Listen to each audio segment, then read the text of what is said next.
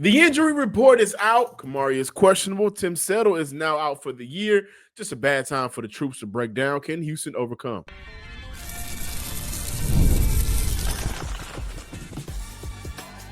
You are Locked On Texans, your daily podcast on the Houston Texans. Part of the Locked On Podcast Network, your team every day. Better Red Nation, from H-Town to your town. Today's episode and every episode of the Locked On Texans podcast is for Texan fans all around. Big show. Final thoughts before Sunday's game.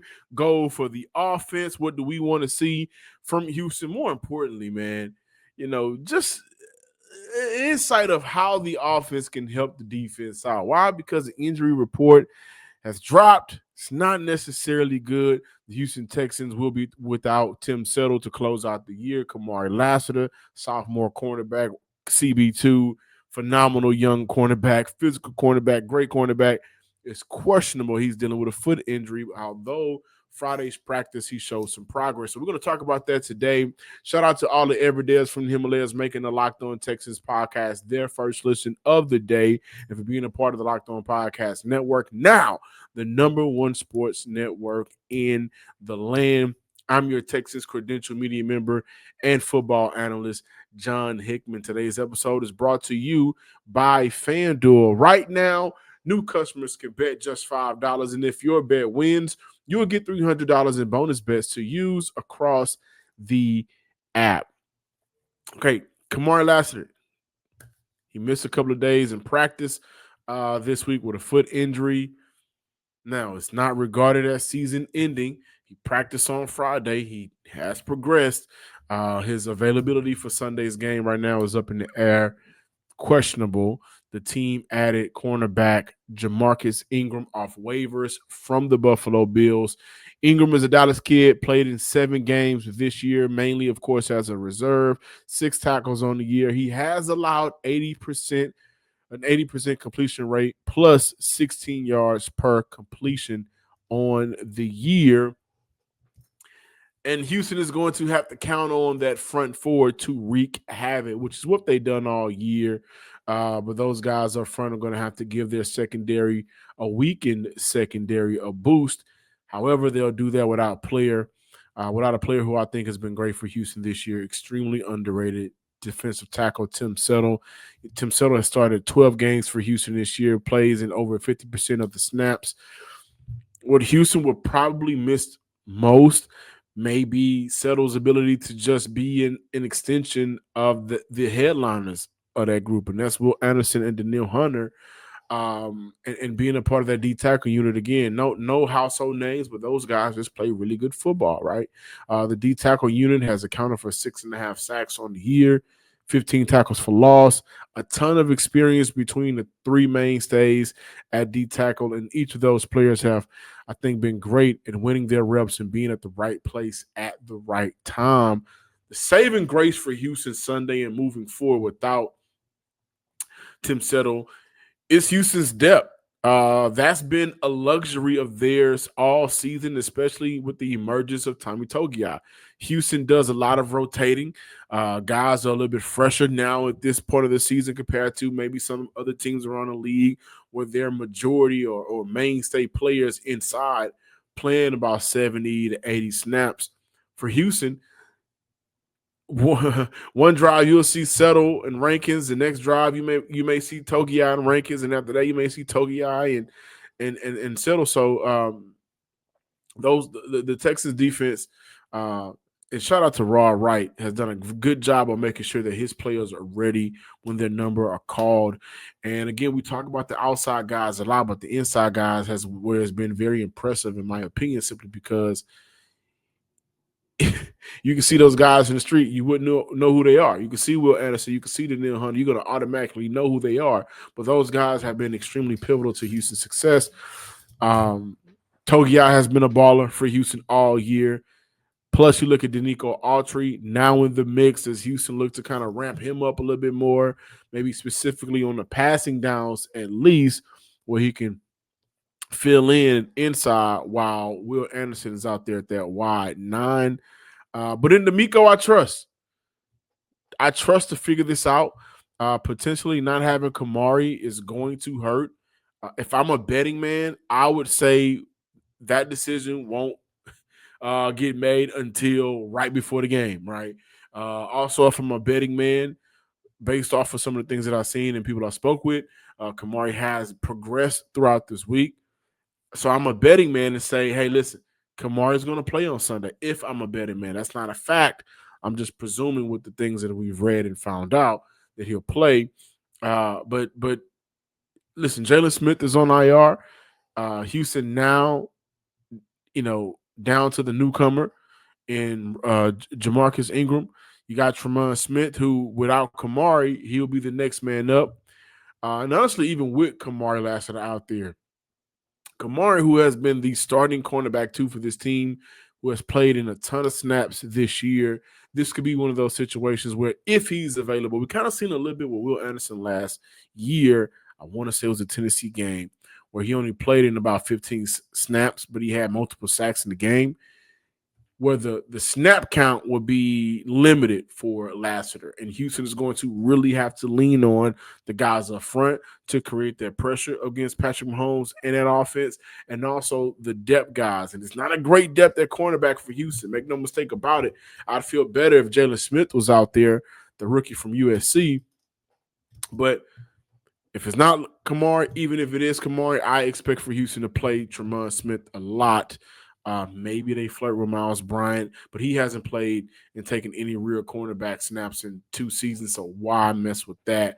The secondary doesn't have the depth that they have up front, and if there's a straw to break the camel's back in this game, it might be that. But overall, for Houston, again, in Denico, I trust. In Matt Burke, I trust to figure this thing out, to give their defense some type of advantage without some of their players that has been there all year, and that has helped Houston be the number 1 defense in the NFL. Hey, with the defense suffering their share of injuries, this is a good time for the offense to step it up.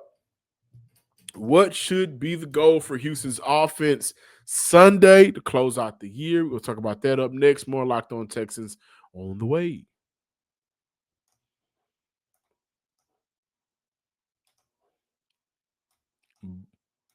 Before we talk about that, this episode is brought to you by FanDuel.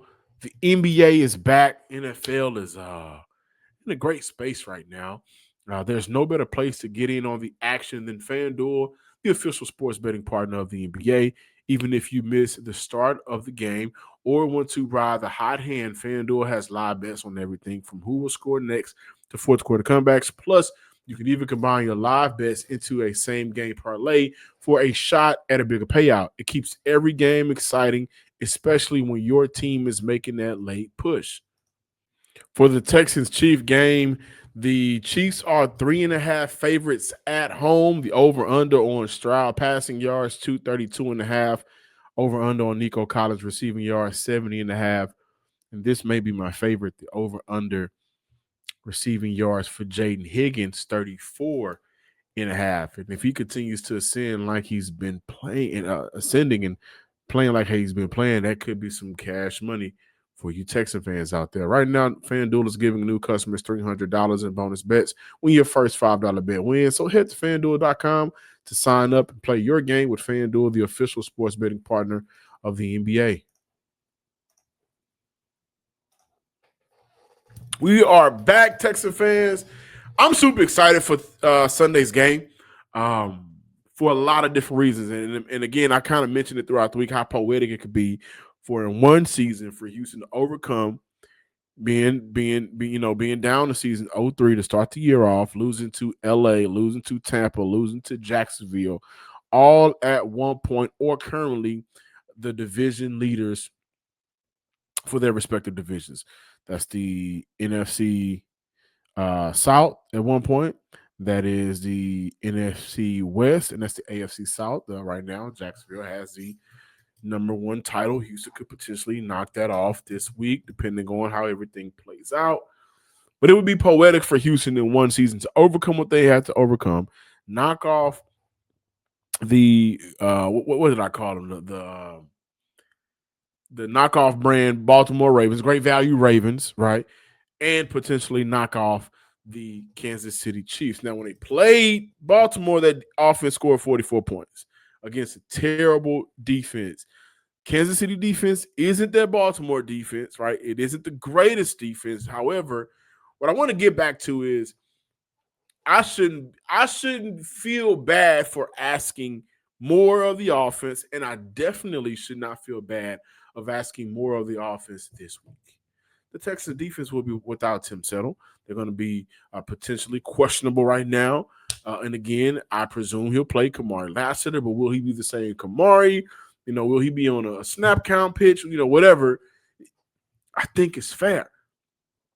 In the beginning of the season, things wasn't working out in the favor of Houston. Now it is.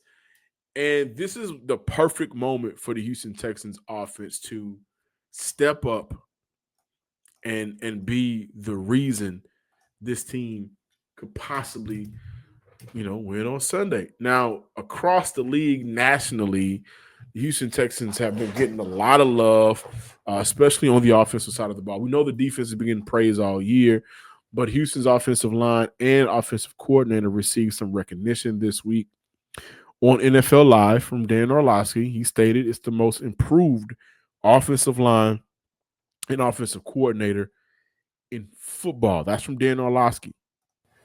And for all intents and purposes, Dan Orlovsky is 100% right. Week 14, 2024, C.J. Stroud or whoever was at quarterback, but I'm going to stick to C.J. Stroud to start the quarterback, sacked 47 times in week 14 of 2024. Week 14 of 2025, if I'm excluding Davis Mills, Stroud has only been sacked 19 times. Including Davis Mills, Stroud has only been sacked 24. I mean, the offense, the quarterback for Houston, whether it's Mills or Stroud, they have only been sacked a combined 24 times. Yes, this is the most improved offensive line in the NFL, and I would be a fool. I would be a fool to not acknowledge the in-season improvements from Nick Caley. And it's great to see Cole Popovich get some praise and see his group, his offensive line getting praise nationally, locally, and also Nick Caley receiving that acknowledgement as well. However, I do have concerns about one of these statements. While I believe, again, Caley has made improvements, which I've acknowledged, whether it's been on the Monday through Friday show or on the squad show post-game or on Tuesdays or midweek, I question whether it's fair to expect Houston to score touchdowns in the red zone and perform well in the first and third quarters of games. I think it's fair. And for Houston to go up against KC, who will be presumably out 3 of their 5 starting offensive linemen. The offensive line, they've been good all year. We'll dive a little bit more into that. Of course, I believe the defense is going to continue to have their day. But we talk about statement wins. I've seen mixed feelings on whether this needs to be a statement win or not. Why doesn't Houston beating Kansas City in Arrowhead make y'all want to get out y'all seats and the offense coming through? Why can't that be a statement win? Why can't the offense play a role in Houston having a 10-point win? And they can if they do better. Over the last 3 games, all of which one-score victories, they've only converted 5 out of 12 opportunities in the red zone. During that stretch, they've been inside the 10-yard line 4 times and inside the 5-yard line 3 times. And they have no touchdowns to show for it in those cases, in those instances. So the 4 times they were inside the 4-yard, the 10-yard line, no touchdowns, settle for field goals. The 3 times they were inside the 5-yard line, no touchdowns, settled for field goals. Caley should be seeing a defense who, when Blitz, is allowing the following: 31st in yards per play, 28th in pressure rate, 31st in a sack rate. CJ Stroud versus the Blitz on the year. And Kansas City blitzes quarterbacks about half the time in the league compared to the rest of the out of all the 32 teams in the NFL, where KC ranks in terms of the blitz percentage, it's about halfway packed. CJ Stroud on the year versus the Blitz. Number one, 73.4 completion percentage, his highest completion percentage of any passing pressure rate this year. 8.1 yards per attempt, 41 first downs. Also versus the Colts this past Sunday, 10 of 12, 157, 13.1 yards per attempt, 8 first downs. Plus, some people may be down on Spags, but he has the advantage in this matchup over Caley. You look at the experience versus inexperience. Only way to win the war is trusting your most experienced soldiers in their battles. That's CJ Stroud. That's Nico Collins. That's Trent Brown now. That's Titus Howard now. You know, you want to get Houston wants to get to those short yardage situations so you can trust Nick Chubb to pick up the first down. Nick Chubb has been really good for Houston in short yardage situations this year. Maybe not in terms of yards per attempt, but he's been really good at picking up those first downs. And that has allowed for Houston to keep drives going. You also look at Nick Chubb and his ability to just be better in the second half. In the third quarter, 5.2 yards per attempt. In the fourth quarter, 4 yards per attempt. Those numbers are lower in the first and second quarter this year. So it'll be great for Houston to give themselves an extended lead to maybe lean on Chubb a little bit more in the run game and allow Woody Marks to be more of that explosive player, dynamic player who can kind of do it all for this team. So they got to lean on their soldiers in this battle, looking at Spags versus Caley. I think it'll be, in Houston's favor to attack KC's middle of the field. Been a rough year for Bolton and Tranquil. They've allowed a ton of yak yards. Christian Kirk, this could be your game. This could be your moment. Dalton Schultz, you can continue to shine, what you've been doing all year. So I think the matchups of just being able to exploit what's going on and their weakness there.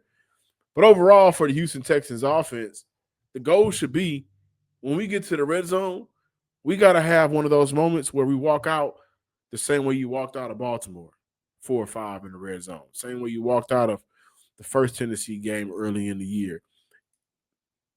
I want to see Houston at least score in the red zone 60% of the time. Touchdowns. Now let's look at that. 60% of the time. That's 5 trips, 3 touchdowns. The first one to 21 wins this game. I believe that. I really believe that. And they need the statement win. That should really be the goal for the offense. Extend drives, win the time of possession, of course.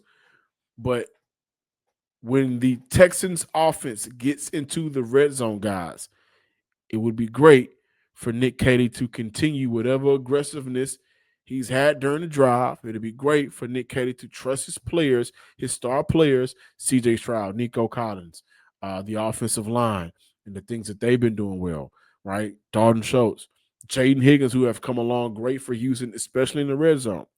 It'd be great for him to trust his players in that battle to win the war against a seasoned, experienced defensive coordinator. It can't be coordinator versus coordinator. It has to be coordinator and player versus coordinator because he's going to be coordinator and player on the opposite side. Spags knows how to beat offenses. Have they been great this year? Absolutely not. Have they been in the middle of the pack or at the bottom half of the league in some areas? Absolutely. But for Houston, you don't have the luxury at the coordinator position on the offensive side of having this decade plus worth of knowledge. Leaning on the players in this game is extremely smart. When you get down to their red zone, punch it in. Create a lead before you get to the fourth quarter. Create the lead. And if Houston can get that lead, then that will allow for Houston defense to not feel the weight of the world. Maybe you don't have to force Kamari out there as much because you have that lead. And honestly, that'll force Kansas City in some throwing situations where Will Anderson and Daniil Hunter, who will be going up against a banged-up offensive line, even Sheldon Rankins in the middle, that would allow for them to feast on the guys up front. Just my final thoughts before Sunday's game coming up next. More Locked On Texans to close out today's show.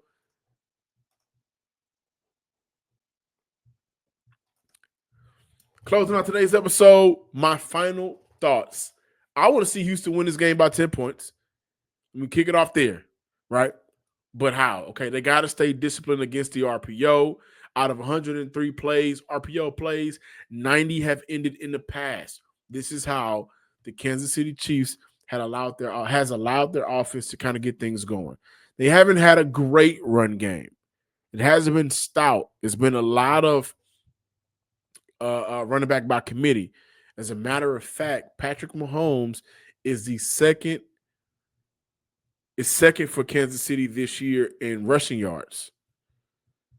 So when Kansas City gets to running these RPO plays for the secondary, for the linebackers, stay in your position because we know he'll be looking for Travis Kelce. We know he's going to be looking for Rashee Rice, who does a good job of being a great receiver behind the line of scrimmage or in between 0 to 5 yards. So be where you need to be, disrupt those passing lanes, right?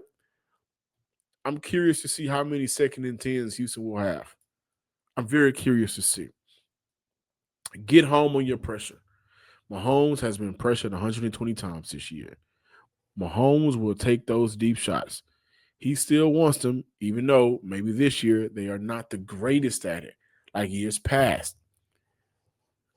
But he won't be able to do that if the guys in the middle, the guys on the outside. And I'm really looking forward to seeing how Houston deploys Denico Autry. But if those guys just get home. Again, it's really worth mentioning the Texans offense will be going up against an extremely banged up Chiefs offensive line.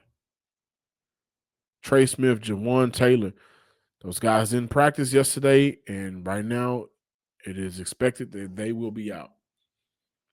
And the front four for the Houston Texans defense can absolutely do it. Houston is 31st in the league in how often they blitz and how often they disguise coverage pre-snap to post-snap. And they're the number one defense in the league. So it's not a lot of tricks. Denico ain't doing a lot of eye candy. It's my guys versus your guys. It's mono versus imano. Let's get it done. And in this case, this is one of those moments where if they got 8 sacks against that offensive line in Buffalo, when they took on Buffalo at home, then I expect for them to get close to that output against Kansas City. And I think with how these guys have played, especially as of late, that's not a far-fetched expectation. They can probably get that done. CJ Stroud, have your moment, quarterback. Have your moment, young king. People have been chirping a lot. Are you the guy? Has it been disappointed? I've been one of those guys. And let me clarify my statement. What's been disappointing the most about Stroud's offense this year, I understand the play calling issues. I more than understand the offensive line issues. In some of these losses, have we seen Cincinnati CJ Stroud from 2 years ago? Playoff CJ Stroud from last year against the Chargers, right? The Tampa game a couple of years ago. Have we seen that from CJ Stroud this year? I don't think we have. And more so, I want CJ Stroud to be just better in how he commands the offense when they get to the red zone. That's it. So CJ Stroud, have your moment. Slay this giant that's been in your way. Get that monkey off your back. Be the reason why this game is out of reach before the fourth quarter, because that is where Mahomes has probably been his best in terms of being able to get touchdowns. 8 TDs in the fourth quarter. Win the first and then the third quarters. Win the first and third quarter of the game. And come out of this game in the playoffs. PFF has the Texans' chances of making the playoffs at 90% with a win. I've said it once and I'll say it again. It is time for Houston's offense to have their moment. I have this at an 8-point victory for Houston, 28-20. Why not? Why not? The Houston Texans, I think, deserve that type of moment, number one. Because if they beat KC, I think KC playoff chances are over with.